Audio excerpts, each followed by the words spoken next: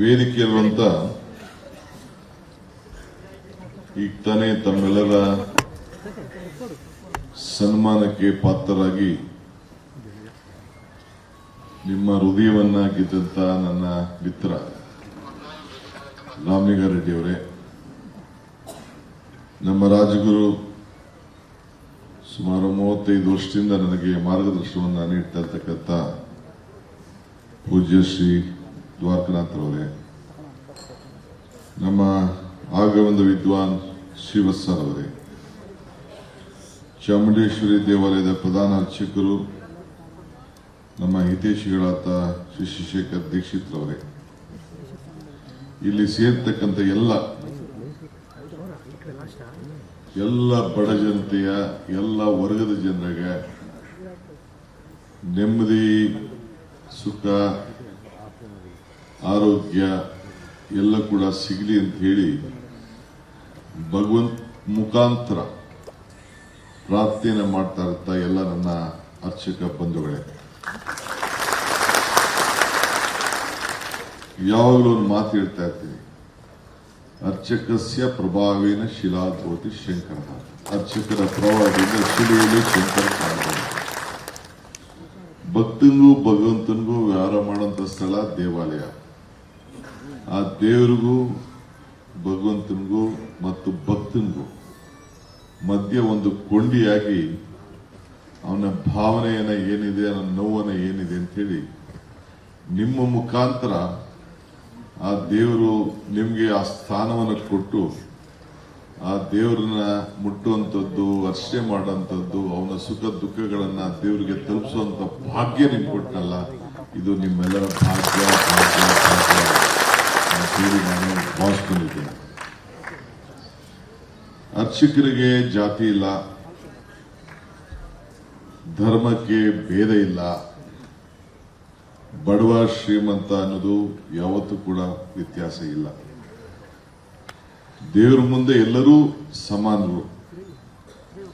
ಈ ಸಂದೇಶವನ್ನ ಸಾರವರು ಪುರೋಹಿತರು ಎಷ್ಟು ಇದ್ರೂ ಕೂಡ ನಿಮ್ಮಲ್ಲಿರುವಂತ ಒಂದು ತಾಳ್ಮೆ, ಆ ಶ್ರದ್ಧೆ ಅದನ್ನು ಗಮನಿಸಿ ನೀವು ಮಾಡುವಂತ ಒಂದು ಪೂಜೆ ನೋಡಿ ಎಲ್ಲ ಭಕ್ತರು ಕೂಡ ಮೆಚ್ಚಿಕೊಂಡು ನಾನು ಇಲ್ಲಿ ಬಹಳ ಧನ್ಯನಾಗಿದ್ದೇನೆ ಅಂತ ಒಂದು ಭಾವನೆ ಆ ದೇವಸ್ಥಾನದಿಂದ ಹೊರಗಡೆ ತರಬೇಕಾದ್ರೆ ನಿಮ್ಮಲ್ಲಿರುವಂತ ಸಂಸ್ಕಾರ, ನಿಮ್ಮಲ್ಲಿರುವಂತ ಒಂದು ದೊಡ್ಡ ಸಾಂಸ್ಕೃತಿಕವಾದಂತಹ ಹಿನ್ನೆಲೆ ಅಂತ ಹೇಳಲಿಕ್ಕೆ ನನಗೆ ಬಹಳ ಸಂತೋಷ ಆಗ್ತದೆ. ನಿಮ್ಮ ಮಂತ್ರ ಒಂದೇ, ನಿಮ್ಮ ಆರತಿ ಒಂದೇ, ನಿಮ್ಮ ಗಂಟೆ ನಾದ ಒಂದೇ, ತೀರ್ಥನೂ ಒಂದೇ, ಪ್ರಸಾದನೂ ಒಂದೇ.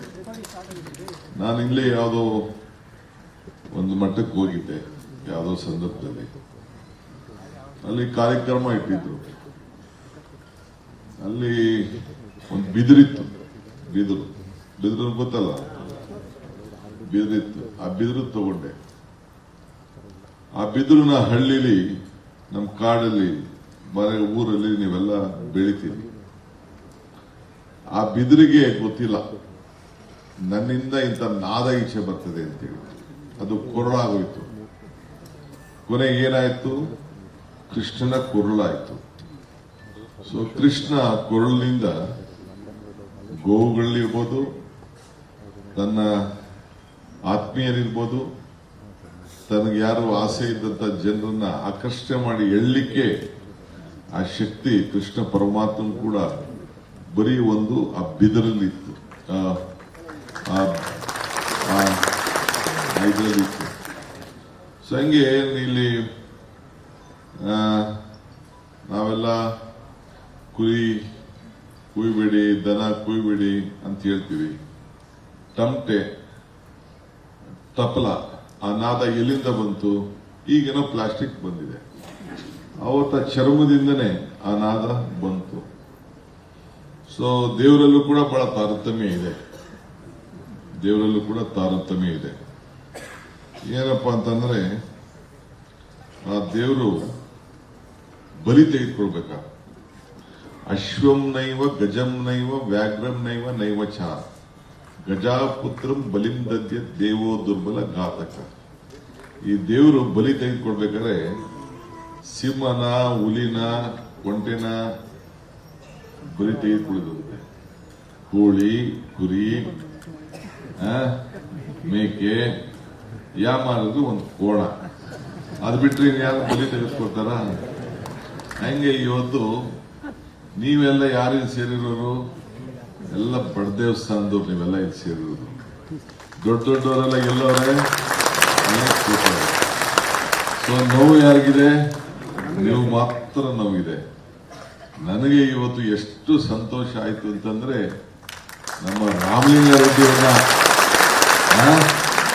ಆ ದೇವರ ಹತ್ತಿರ ಕರ್ಕೊಂಡು ಹೋಗಿ ಪೂಜನೆ ಮಾಡಿ, ನೀವು ಇಡೀ ಸರ್ಕಾರಕ್ಕೆ ಆಶೀರ್ವಾದ ಮಾಡಿ, ಈ ಸರ್ಕಾರ ಇನ್ನ 10 ವರ್ಷ ಇರಬೇಕು ಅಂತೇಳಿ ನೀವು ಪ್ರಾರ್ಥನೆ ಮಾಡ್ತೀರಿ ಅನ್ನೋ ಸಂಕಲ್ಪ ಮಾಡಿದಾರಲ್ಲ. ನಿಮ್ಮ ಅಧ್ಯಕ್ಷರು ಕೂಡ ನಿಮ್ಮ ಪರವಾಗಿ ಇಂತಿಂತ ಎಲ್ಲ ಕೆಲಸ ಕಾರ್ಯಗಳನ್ನ ಮಾಡಿದಾರಲ್ಲ ಅಂತ. ಕೆಲವರು ಇದನ್ನ ಗುತ್ತಿಗೆ ತಗೊಂಡ್ಬಿಟ್ಟವ್ರೆ, ಕೆಲವರು ಪಾರ್ಟಿಯವರು. ಬಟ್ ಮಾಡಿದ್ದೇನು? ಬರೀ ಪುಟ್ಟಿ, ಬೇವಿನ ಸೊಪ್ಪು, ನಂದೆ ಬೆಳಗೋ ಪೂಜಾರೆ, ಬರೀ ಖಾಲಿ ಬರೀ ಮಾತು. ಈ ಇದನ್ನ ಹಾಕೋಬಿಟ್ರೆ, ಕೆಂಪು ಶಲ್ಯ ಹಾಕೋಬಿಟ್ರಲ್ಲ ನಂದು ಅಂತ, ದೇವಸ್ಥಾನ ಎಲ್ಲ ನಂದು ಅಂತ, ದೇವರೆಲ್ಲ ನಮ್ಮು ಅಂತ, ಹಿಂದೂ ಎಲ್ಲ ನಮ್ಮೂರು ಅಂತ. ಎಲ್ಲಿ ಹಿಂದೂ? ನಾನು ಹಿಂದೂ ಅಲ್ವೋ? ರಾಮಲಿಂಗಾರೆಡ್ಡಿ ಹಿಂದೂ ಅಲ್ವೋ? ಸಿದ್ದರಾಮಯ್ಯ ಇಲ್ಲೋ ಹಿಂದೂ ಅಲ್ವೋ? ಸಿದ್ದರಾಮಯ್ಯ ಹಿಂದೂ ಅಲ್ವೋ? ಮಲ್ಲಿಕಾರ್ಜುನ್ ಖರ್ಗೆ ಹಿಂದೂ ಅಲ್ವೋ? ನಾವೆಲ್ಲ ಹಿಂದೂ. ಧರ್ಮ ಅವರವರ ವೈಯಕ್ತಿಕವಾದ ವಿಚಾರ. ನೀವು ಹುಟ್ಟಬೇಕಾದ್ರೆ ನೀವು ಯಾರು ಯಾವ ಜಾತಿ ಹುಟ್ಟಬೇಕು ಅಂತ ನೀವು ಯಾರು ಕೇಳ್ಕೊಳ್ಳಿಲ್ಲ. ನಿಮ್ ತಂದೆ ತಾಯಿ ಹೇಳ್ತಿರೋ ಧರ್ಮ ಬೇಡ ಅಂತ ಹೇಳ್ತಾರೆ. ಈ ಹುಟ್ಟಿದ ತಕ್ಷಣ ಮಗು ಹೇಳ್ತಾ ಇರ್ತದೆ, ಸಮಾಜ ಸುಖ ಪಡ್ತಾ ಇರ್ತದೆ. ಸಮಾಜ ಇಂಥ ಮಗು ಜನ್ಮ ತಾಳ್ತು ಅಂತೇಳಿ ಆ ಮಗು ಬೆಳೆದ ತಕ್ಷಣ ನನಗೆ ಬೇಡ, ನನಗೆ ಧರ್ಮ ಅಂತ ಹೇಳ್ತದೆ. ಆದ್ರೆ ಕಿವಿ ಚುಚ್ಚಬೇಕು, ಉಡ್ದಾರ ಕಟ್ಟಬೇಕು, ನಾಮಕರಣ ಮಾಡಬೇಕು, ಅದು ಧರ್ಮ ಅಲ್ವದು? ಆಯ್ತಪ್ಪ, ಕೊನೆಗೆ ಬೆಳೆದ ತಕ್ಷಣ ಅವನು ದೊಡ್ಡವನಾಗೋದ, ಯಾರನ್ನ ಪ್ರೀತಿ ಮಾಡ್ಬಿಟ್ಟ, ಲವ್ ಮ್ಯಾರೇಜ್ ಮಾಡ್ಕೊಂಡ, ಇನ್ನೊಂದು ಜಾತಿ ಮಾಡ್ಕೊಂಡ, ಇನ್ನೊಂದು ಮಾಡ್ಕೊಂಡ, ನನಗೆ ಧರ್ಮ ಬೇಡ ಅಂತೇಳಿ ಅವನು ಮದುವೆನೂ ಮಾಡ್ಕೊಳ್ಳಲ್ಲ. ಒಂದ್ ಕಡೆ ಗಂಡು ಒಂದ್ ಕಡೆ ಇರ್ತದೆ, ಹೆಣ್ಣು ಒಂದ್ ಕಡೆ ಇರ್ತದೆ. ಅವೆರಡು ಸೇರಿದ ತಕ್ಷಣ ವಧುವರಾಗೋಯ್ತದೆ. ಅಕ್ಕಿ ಒಂದ್ ಕಡೆ ಇತ್ತು, ಅರ್ಶನ ಒಂದ್ ಕಡೆ ಇತ್ತು. ಅವೆರಡು ಸೇರಿದ ತಕ್ಷಣ ಮಂತ್ರಾಕ್ಷತೆ ಆಗೋಯ್ತು. ಸೊ ಹಂಗೆ ಅದಾದ್ಮೇಲೆ ಸೇರಿದ್ಮೇಲೆ ಕೊನೆಗೆ ಅವನು ಸತ್ತಾಗ ಧರ್ಮನೇ ಬೇಡ ಅನ್ನೋನು, ಏನು ಬೇಕಾಗಿಲ್ಲ ನನಗೆ ಅಪ್ಪ ಅಮ್ಮನೂ ಬೇಡ ಅನ್ನೋನು, ಕೊನೆಗೆ ಅವನ್ನ ಸುಡಬೇಕು ಇಲ್ಲ ಉಣ್ಬೇಕು ಅಂತ ತೀರ್ಮಾನ ಮಾಡೋದು ಯಾವುದು? ಧರ್ಮನೇ. ಎದ್ದಾನೆ. ಹಂಗೆ ಧರ್ಮ ಬಿಟ್ಟು, ನಮ್ಮ ಆಚಾರ ವಿಚಾರಗಳನ್ನು ಬಿಟ್ಟು ನಾವು ಬದುಕಲಿಕ್ಕೆ ಸಾಧ್ಯ ಇಲ್ಲ. ಇವತ್ತು ನೀವು ಇಷ್ಟು ನಂಬಿಕೆ ನಮ್ಮ ಸರ್ಕಾರದ ಮೇಲೆ ವ್ಯಕ್ತಪಡಿಸ್ತಾ ಇದ್ದೀರಿ, ನಮ್ಮ ರಾಮಲಿಂಗಾರೆಡ್ಡಿ ಮೇಲೆ ಇಲ್ಲ. ಇವತ್ತು ಇತಿಹಾಸ ಪುಟದಲ್ಲಿ ಯಾರು ಕೂಡ ಇಷ್ಟು ಧಾರ್ಮಿಕವಾಗಿ ಇಂಥ ಒಂದು ನಮ್ಗೆಲ್ಲರೂ ಕೂಡ ಸೇವೆ ಮಾಡಲಿಲ್ಲ. ನಮ್ಮ ಮೌಲ್ಯಗಳನ್ನ, ನಮ್ಮ ಆಚಾರ ವಿಚಾರಗಳನ್ನ ಪ್ರತಿಪಾದನೆ ಮಾಡ್ಕೊಂಡು ಬಂದಿದ್ದಾರೆ, ನಮಗೆ ಸಹಾಯ ಮಾಡಿದ್ದಾರೆ ಅಂತೇಳಿ ನೀವು ನಿಮ್ಮೊಂದು ವಿಶ್ವಾಸ ಅವ್ರ ಮೇಲೆ ವ್ಯಕ್ತಪಡಿಸಿ. ಆಗ ನನಗೊಂದು ಮಾತು ನನಗೆ ನೆನಪು ಬಂತು. ಸರ್ವಜ್ಞ ಅವರು ಒಂದು ಮಾತಿರ್ತಾರೆ, ನಿಂಬೆಗಿನ್ ಹುಳಿ ಇಲ್ಲ. ನನಗೆ ಯಾರು ಬಂದ ತಕ್ಷಣ ನಿಂಬೆಹಣ್ಣು ಕೊಟ್ಟರು, ಚಿಕ್ಕರು ಇವರು ನಿಂಬೆಹಣ್ಣು ಕೊಟ್ಟರು ನನಗೆ. ಅದು ಇಟ್ಕೊಂಡಿದೆ ನಮ್ಮ ಹುಡುಗ ಗೋಪಿ ನಮ್ಗೆ ಕೊಟ್ಟಿರಲಿಲ್ಲ. ನಿಂಬೆಗಿಮ್ ಹುಳಿ ಇಲ್ಲ, ದುಂಬಿಗಿಂ ಕರಿ ಇಲ್ಲ, ಶಂಭುಕಿನ ಅಧಿಕ ದೇವನಿಲ್ಲ.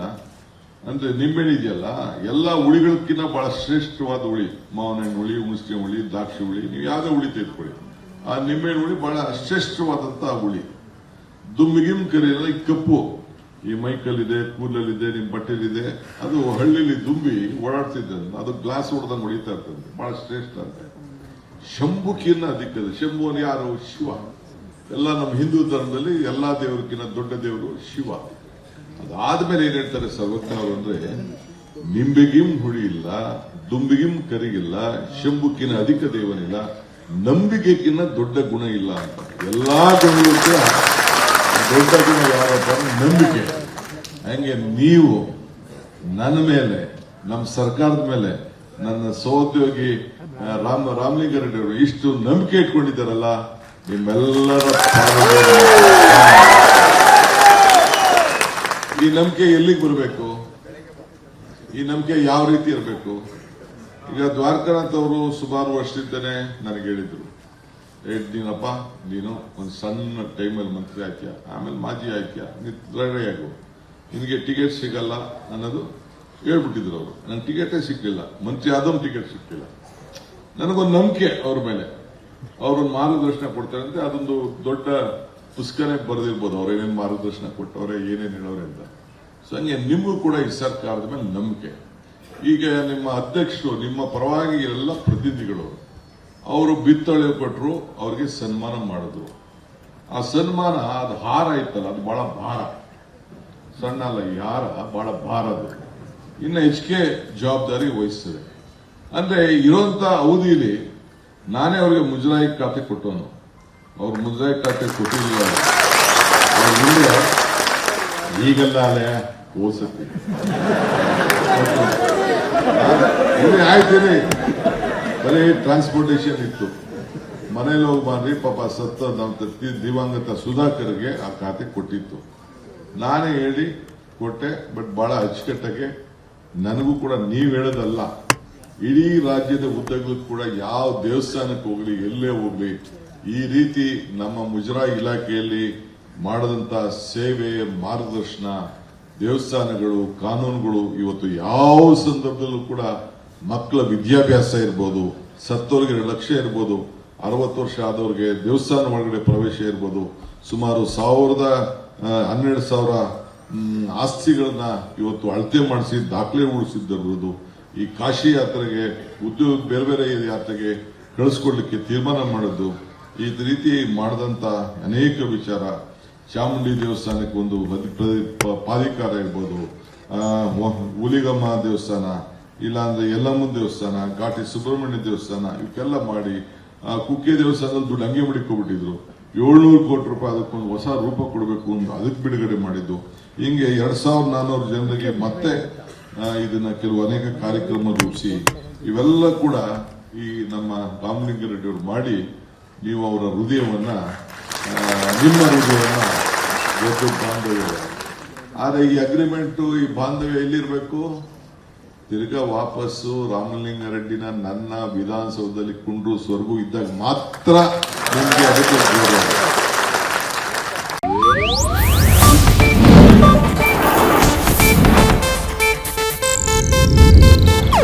ಇದು ಏಷ್ಯಾನೆಟ್ ನ್ಯೂಸ್ ನೆಟ್ವರ್ಕ್ ಪ್ರಸ್ತುತಿ.